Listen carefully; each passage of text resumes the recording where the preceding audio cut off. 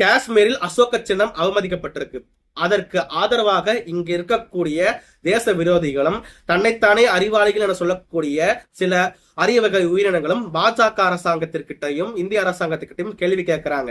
பாஜக அரசாங்கம் திட்டமிட்டேதான் அந்த அசர்பந்தல் தர்காவில் அசோக சின்னத்தை வச்சிருக்காங்க. அசோக சின்னம் வச்சதுனால இஸ்லாமியர்கள் புரோவோக் ஆவாங்கன்னு அவங்களுக்கு தெரியும். புரோவோக் ஆனாங்கன்னா அந்த சின்னத்தை அடிப்பாங்க. அதனால மத கலவரத்தை உண்டு பண்ண பாஜக அரசாங்கம் பிளான் பண்ணியிருக்குன்னு ஒரு பயங்கரமான ஒரு தியரியை கண்டுபிடிச்சு சொல்லியிருப்பாங்க. அவங்களுக்கு நான் ஒரு பதில்கள் சொல்ல விரும்புறேன். நானு அந்த அசர்பந்தல் தர்காவிற்கு நிதி உதவி செய்தது யாருன்னா மத்தியில் ஆளக்கூடிய பாஜக அரசாங்கம், மோடியின் அரசாங்கம், இந்திய அரசாங்கம்.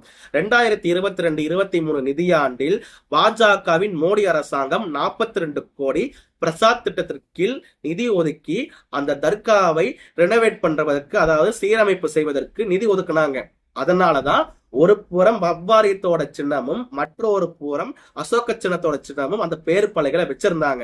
நல்லா புரிஞ்சுக்கோங்க, புரோட்டோகால் அடிப்படையில வச்சது. அங்க இருக்கக்கூடிய மதவாதிகள் கிடையாது, அங்க இருந்தவங்க எல்லாருமே தேச விரோதிகள். அங்க இருந்தவங்க எல்லாருமே பாகிஸ்தானுக்கு ஆதரவாக செயல்படக்கூடிய ஒரு தேச விரோத கும்பல்.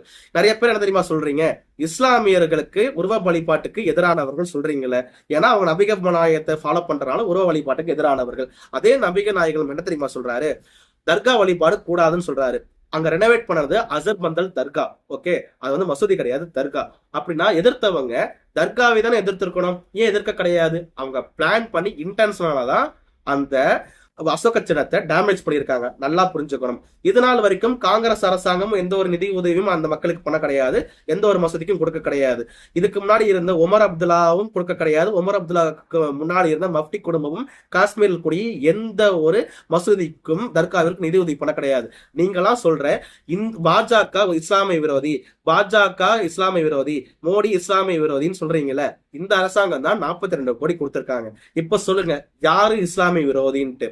அது மட்டும் இல்லாம இங்க இருக்கக்கூடிய நிறைய பேருக்கு பாரத் மாதா கி ஜெயின்னு சொன்னா வலிக்குன்னு சொன்னா நான் இப்போ சொல்வேன், வாழ்க பாரதம், வளர்க பாரதம், வளர்க இந்துஸ்தான், அகண்ட பாரதம் ஒரு நாள் நிச்சயம் அமையும்னு நான் சொல்லுவேன். இதுக்காக கதறணும்னு நினைச்சீங்கன்னா கதருங்க. அங்க இழிவு செயலில் ஏற்பட்டவர்களுக்கு நீங்க ஆதரவாக பேசும் பட்சத்தில் நான் என் தேசத்திற்காக ஆதரவாக நிற்பேன்.